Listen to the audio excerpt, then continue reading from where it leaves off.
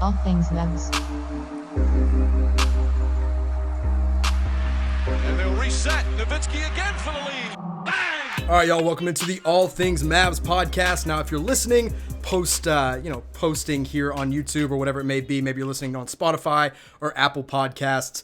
Thank you for tuning in. I'm going live on Twitter right now, so as questions come in, I'm going to be answering them, and those are where you're going to be hearing me answer some of these questions. But we got some news in today about our Dallas Mavericks, and it is that Willie Cauley-Stein is not going to be playing in Orlando. Now, it kind of came as a shock to me because I really didn't expect any Mavericks to sit out during this time, and lo and behold, we got one. So the report came out immediately from Shams Charania, and he said, Mavericks center Willie Cauley-Stein has decided to sit out the resumed NBA season. Sources tell The Athletic, Cauley-Stein and his partner are expecting a newborn child in July. So obviously he's got to put his family first there. But the good thing for the Mavs and the good news there is that with Willie Cauley-Stein sitting out, that opens up a roster spot. So initially, Mavs fans were kind of skeptical. They're like, do we need to waive Courtney Lee? What do we need to do to open up a roster spot? Nobody really had any idea how this was going to work. And luckily, with a player opting out in Willie Cauley-Stein, Dallas gets a wide open roster spot, and they use that right away. So obviously, the Mavs kind of knew this was going to happen.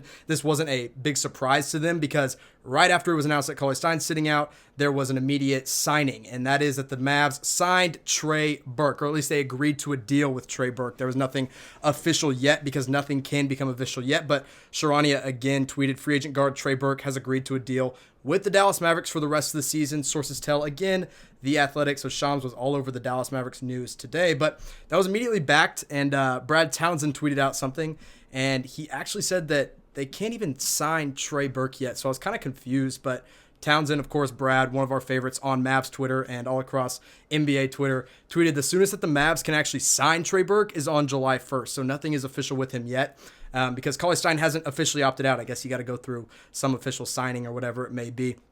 But when he does that, and all indications are that he does intend to opt out of playing in Orlando, then Burke can be added to the roster on July 1st. So it's June 25th. We still got a little while before that signing becomes official. Now, I get it. I get that we had to sign someone. I know Jalen Brunson is out. I know now Courtney Lee is out. So that's two guards that are gone. But you're also missing Dwight Powell. And now Willie Cauley-Stein. So that's two big men that are now gone from the roster. And getting Trey Burke, I'm excited to have him back because I liked what he did in Dallas. But I don't know if I would have made that my top priority with a wing out, a point guard out, and two big men out for the return in Orlando. Now, before I talk a little bit more about what Trey Burke is going to bring to Dallas again this year, I kind of want to talk about what we're going to be missing on Willie Cauley-Stein. And I appreciate your comments and questions coming in here on Twitter at Villa417 asks, is Michael KiddGilchrist still on the roster? He is still on the roster. He's a guy that I'm going to talk about a little bit later on this show, and we can talk about him just a little bit more because I kind of want to dive in deeper into what the Mavs do have on the roster. Now, Cauley-Stein only played in 13 games this year for the Mavs. It wasn't super impressive. We got him obviously mid-season from the Golden State Warriors. At the time, I really did think that it was a steal to get Willie Cauley-Stein for a second-round pick. But he played a little bit. There wasn't a whole lot of consistency of the minutes he was getting, but played in 13 games, started 2 of those games. They obviously acquired him in order to make up for the loss of Dwight Powell after he tore his Achilles. And I actually liked what I saw out of Cauley-Stein. When he got consistent minutes, he looked pretty good. His first game as a Maverick, he comes in, and we were playing, let me see. I'm checking on his stats as I mentioned. He played against Phoenix, I believe, in his first game in a Dallas Maverick uniform. But the most impressive game I think he had was in a win over Charlotte where he played 25 minutes and he put up 15 points and 10 rebounds. I remember he was catching lobs from half-court oops from Luka, and there were really good plays, and he was blocking shots. I believe he blocked 2 shots that game and grabbed 10 boards, and then he never played 20-plus minutes again. That was the only night. Now, of course, it was Charlotte, who is absolute garbage, don't get me wrong, but still, if you put up 15 and 10, you'd think you'd get some more consistent minutes, and it just never really happened. And then he went inactive because I believe there was a sickness or an illness in his family, and so he missed, I believe, 8 or 9 games. And that was kind of unfortunate and really hurt his rhythm. So we never really got much of a taste of Willie Cauley-Stein, and Cauley-Stein does have an option this year. He's got a $2 million player option. So if he opts in, great. That's another big man on the roster. It kind of makes up for the loss of Dwight Powell, who will probably be out at least for the first half of next season. But with the news of him not playing in Orlando, I wouldn't be surprised if he opted out. I mean, he can go get probably $5, maybe $8 million somewhere on the open market. I don't think anyone's going to pay him $8 million, but $5 million, I think, might be reasonable. Maybe another mid-level exception type deal for Willie Cauley-Stein. But this year for the Mavs, we just never got to see much of him. And I was hoping we would see more of him in Orlando. And I'm sad that he's not going to get to play, but I get it. He's got a newborn on the way. There's really no reason for him to play in Orlando. It doesn't make a lot of sense. So no Willie Cauley-Stein, so the Mavs bring in Trey Burke, a guy who was on the roster just last season, and really he had some really good games in Dallas. I tweeted out on @all_things_Mavs, of course my Twitter account, a 5-game stretch in which he played really, really well, and I really liked what I saw from Trey Burke in those 5 games. It was from the end of March to the beginning of April, and he goes 25 points against the Oklahoma City Thunder, 16 points against the 76ers, and then 12 points, 13 points in back-to-back games, and then he has another 24-point game, and that one was against the Memphis Grizzlies, and I know at the time we were tanking, and a lot of Mavs fans wanted us to lose that game, but Trey Burke helped us out, and he definitely got us the win that night, and he was consistent. I mean, he came in, he was a good spark plug off the bench, but the thing that was inconsistent was his minutes once again. So the Mavs bring him in to kind of make up for the loss of Jalen Brunson, and of course, Courtney Lee is down as well, and he can come in, play for the rest of the season. I don't expect him back next year. There's really no reason to bring him back unless he comes into Orlando and plays lights out. Now, another thing about Burke is that he's still really young. He's still just 27 years old, so it's not like we're bringing in some old guy like a Jamal Crawford or bringing back a Devin Harris, although that is kind of who I expected to bring back. So kind of confused about why they went for a really undersized point guard, but I also understand why they brought in Trey Burke because he knows the system and he can just be plugged in and played right away. Now, I got another question in here coming in and asking, what about Salah Mejri? Now, that's a name that I actually would have anticipated had we known about the Willie Cauley-Stein news longer, would have anticipated the Mavs looking at a little stronger because you got to remember, Salah Mejri has been a mainstay on this Mavericks roster for the past few years, and now he's off the roster. He was, of course, best friends with Luka. He did play with the Mavs last year. He only played in 36 games, but they did waive him after the trade deadline when they traded Harrison Barnes away. They traded for Kristaps Porzingis, of course. But there were nights last year where Salah Mejri came in and dominated. Like, he was still the guy who'd come off the bench and punch a guy in the mouth to win a game. That's what we loved about the Mej. And I think the thing with no Willie Cauley-Stein is why wouldn't you look at a big guy like Salah Mejri? So looking at Salah Mejri's stats, let's kind of talk about what he did last season because he wasn't bad at all. Last year he had a 19-point game, a 16-point game, a 12-point game, an 11-point game. He had games where he blocked 4 shots, 3 shots, 2 shots consistently. I mean, again, not getting consistent minutes, but when he played, he made up for a lot of what Dallas was missing in a big man. And the guy's 7'2". I mean, he's still a big guy. So I like Mejri a lot. I think if the Mavs are looking to waive Courtney Lee, which I'll talk about more here in a minute, I don't understand holding on to Lee. I understand that he's a good guy to have in the locker room, but keeping Courtney Lee on the roster when you're competing for, you're trying to get out of the 7th seed. You don't want to play the Los Angeles Clippers in the first round. The only way to guarantee that is get a higher seed because the Clippers are probably going to be the 2 seed. So fight for 6, fight for 5, maybe as high as 4. I don't think that's going to happen, but if the Mavs can jump up, why hold on to a guy who can't contribute in Courtney Lee? He had surgery on his calf. He's down for the count. He's not going to play in Orlando. There's no reason to hold on to him any more than they already are right now. I thought Courtney Lee was going to be the guy that was gone when the Mavs looked to sign Michael KiddGilchrist, but of course they waived Ryan Brokoff, unfortunately, and we all kind of wanted Brokoff to come back when Lee went down, but then we lost Cauley-Stein. We're like, okay, dang, now we need a big man. Why not call Salah Mejri up? But another guy who people have already thrown out there, I just saw a comment or a question come across the live feed here on Twitter asking, is it time to make the call to Boogie Cousins? Well, there was a report earlier that Boogie Cousins wasn't going to play at all in Orlando. And that was the original report. And then his agent came out and he said, that's not true. We are still getting calls from other teams, from playoff teams. We're not ready to say, no, we're not playing in Orlando. So if you want Boogie, that's good news. I don't want Boogie. Now, he's been rehabbing with the Los Angeles Lakers. He's been there. He got waived, of course, when they signed Markieff Morris and then also Dion Waiters. Now, last year he was with the Warriors, and in the playoffs, he only played like 12 minutes per game, but he scored 7 points and he was pulling down 5 rebounds. That's pretty good. I mean, that's good enough, right? But the problem I have with Boogie is he's a wild card in the locker room. And when you've got a really well-organized and good chemistry in the Mavericks locker room, why bring in a guy who you don't know what he's going to bring mentally and as a leader in the locker room? So I personally am out on Boogie Cousins.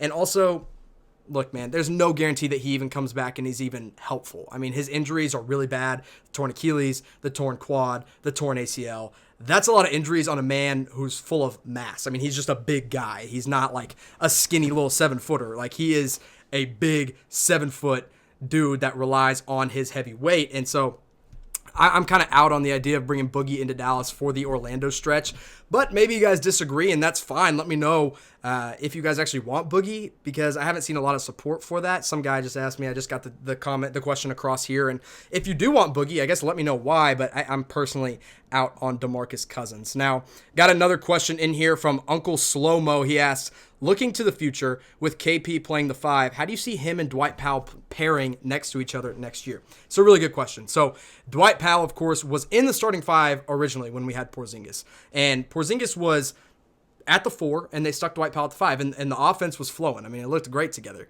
And then, of course, Dwight Powell goes down. And then KP gets moved to the 5, and he did pretty darn good. I mean, Kristaps Porzingis looked like a natural center. That's where his natural position is playing that center position. So I like Porzingis staying at the 5 even when Dwight Powell is healthy. And here's the main reason why for me. Dwight Powell and Maxi Kleber coming off the bench together has got to be one of the best front courts off the bench in the NBA, if that's what's going to happen. Because I think what you do is you keep Dorian at the 4, you go Maxi at the 4 off the bench, and Powell at the 5 off the bench, and let them play together because they work so well. We saw it a couple years ago. I'm a big fan. I'm all for keeping Dwight Powell coming off the bench and giving him a little bit more limited minutes and letting Porzingis keep that 5 position when you're looking at the future for next season. Now, obviously, Powell's probably out for the first half of the year, but then Porzingis can come in. So now, of course, I started this podcast talking about Willie Cauley-Stein and Trey Burke and those signings. But if you guys have other questions like that one, I liked answering that. Like, keep them coming, and we'll keep answering them here live on the podcast. And I'm going to put this audio from this recording up on Spotify, up on Apple Podcasts, and on YouTube. So make sure you subscribe there on All Things Mavs. So we got another question here from @LukaDoncic News. By the way, shout out to that Twitter account. Keeps me informed. I'm a big fan of that Twitter account. Follow you guys. It says, Are the Mavs happy with Porzingis at center? And if he thrives there, what does that mean for Boban? I don't think it means anything different for Boban Marjanovic, and he does thrive there. Porzingis definitely thrives at the center position. And we need to keep him there. And Boban needs to continue to be that guy who can come in, give you 10 to 12 minutes a night, and then maybe on nights like against the Denver Nuggets when he shut down the NBA, give you nights where he plays 25 minutes. And it's just not going to be normal because Boban is, I think he's 31, 32, and he's so big that you can only play him for so long. He can't get up and down the floor. But Boban's going to have some really good nights. And he's under contract for a whole nother year, so he's not going anywhere. I don't anticipate the Mavs to trade him because he's already made best friends with KP and Luka Doncic. So Boban, it doesn't really change anything. It just means he's not going to be the starter. And I don't think he ever was supposed to be the starter. We never signed him to be a starter. Boban is what he is, and I like him a lot. I think keep him where he is. Keep him as that spark plug off the bench and that kind of mentor type guy to Luka Doncic and Kristaps Porzingis as well. So we got more questions coming in here. @King George asks, would you like the Mavs to sign Tim Hardaway Jr. to an extension? It's a good question. At the moment, I say no because I want to keep that cap space clear for 2021, and I think he's going to opt into the contract anyway. And if he opts into that $18.9 million deal, why sign him to an extension? See what he can do next year. Make sure it's not just like a one-year thing. He comes in and he's really consistent. I don't think it will be. I think Tim Hardaway Jr. is here to stay. I think I would love to see him retire as a Maverick now that he's here, and I think that's very possible. I don't see any reason to eat up future cap space for a guy who's probably going to opt in already. I'm a big fan of Tim Hardaway Jr. No need to sign him for 5+ years. Just keep him where it's going. Shout out to Marcos. He says, what's up, Jimmy? What's up, you guys? Again, thanks for watching here on Twitter, and make sure you subscribed on YouTube. That's where we'll be going. All this audio will be going when we're done.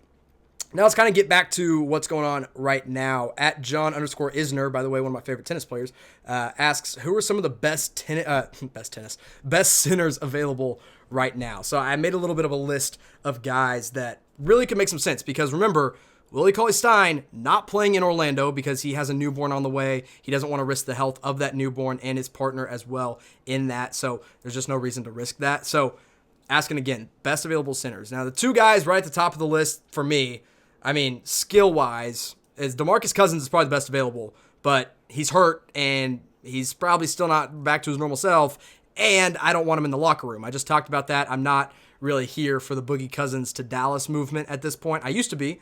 Now, back when I thought we were going to draft Michael Porter Jr., I was all for, let's get MPJ and DeMarcus Cousins. Out on that train now. So I'm out on Boogie. Don't want him in Orlando. Don't want him in Dallas. The next available guy that comes to mind is Salah Mejri, former Maverick, already knows the system. We kind of just dove into him a little bit deeper. So who are some other names? Well, Nene is out there, and Nene hasn't played in a long time. He's been out quite a while. He's older, but he's one of those bigger, beefier guys.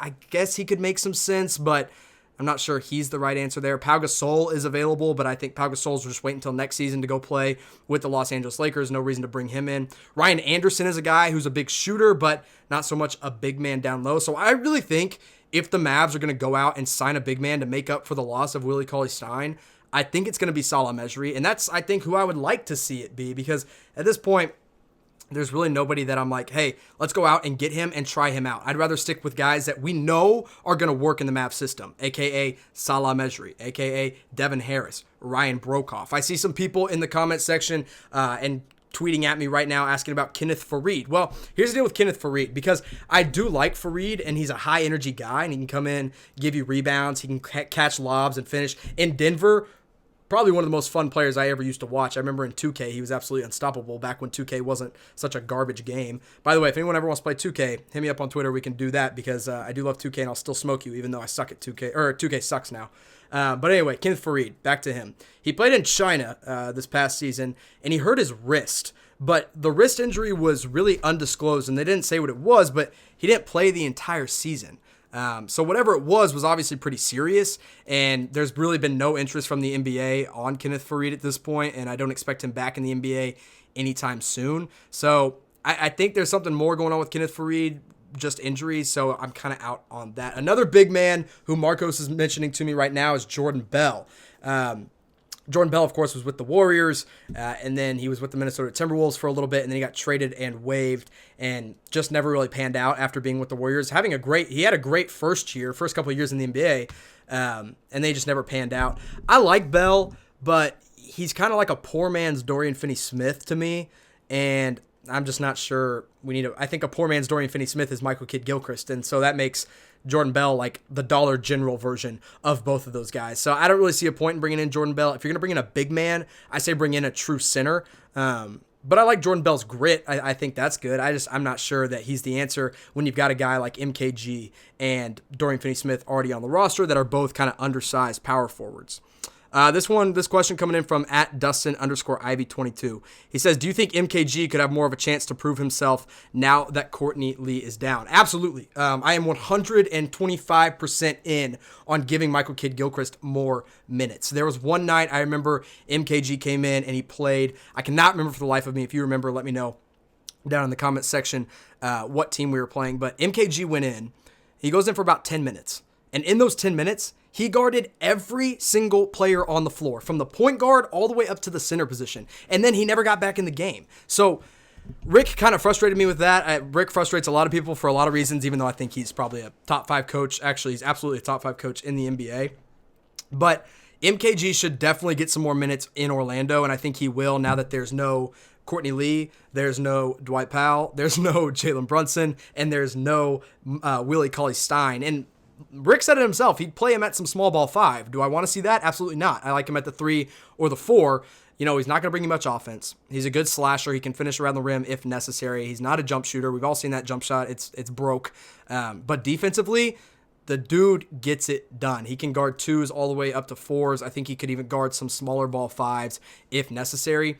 I think now that Courtney Lee is down for sure, Michael Kidd-Gilchrist will get more of a chance to prove himself, and they're going to need him to. I mean, you got to have some depth, and the depth on this team is definitely lacking at this point when you really look at it. Now, I know when the playoffs roll around, most teams, and Nick Angstead at Nick Van Exit, one of my favorite guys on Mavs Twitter, on NBA Twitter in general, has always talked about, and Isaac Harris as well, have definitely talked about, when the NBA playoffs roll around, they go to like a 7 or an 8-man rotation. Whereas with the regular season, you're going like probably 9, 10 deep. That's just not going to happen in the playoffs. So you see who the Mavs have healthy right now.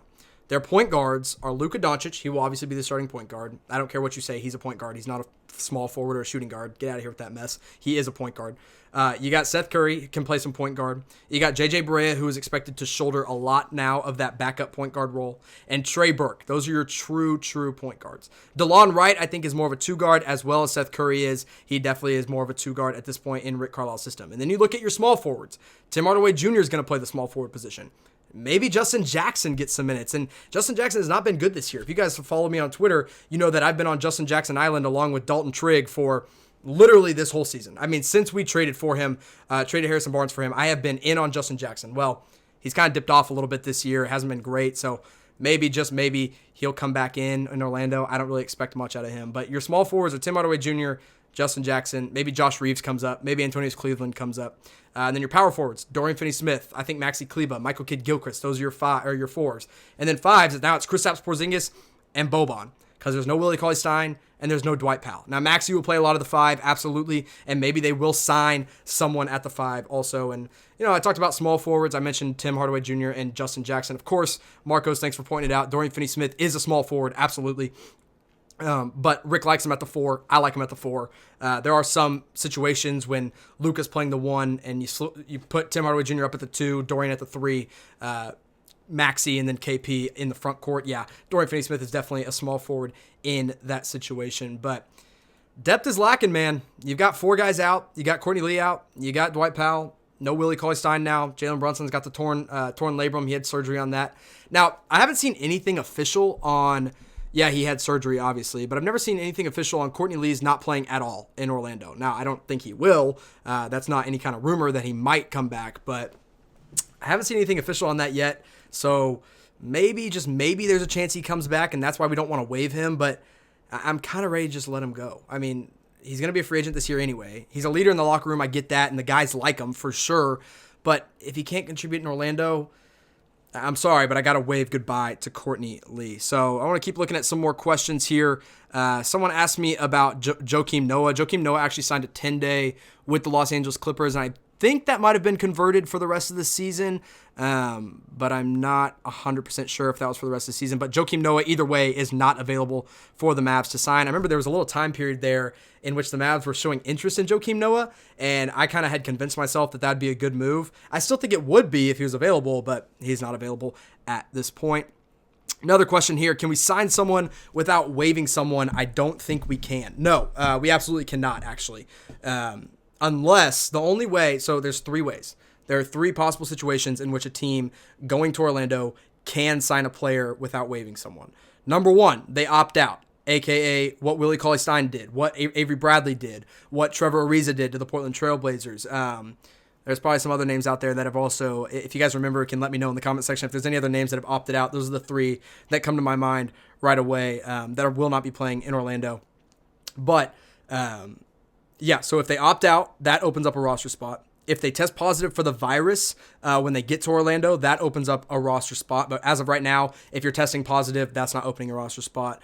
And then also if you have a health risk, so like guys who have a weaker immune system or have dealt with stuff in the past, they can opt out and it be excused, and it gives a team an extra roster spot. So no, we don't have to waive someone, but at this point, why not waive Courtney Lee, because he's not playing anyway, so it's kind of like he already opted out. But if they don't waive someone, the only other way they're going to open up a roster spot is by someone opting out of the Orlando bubble.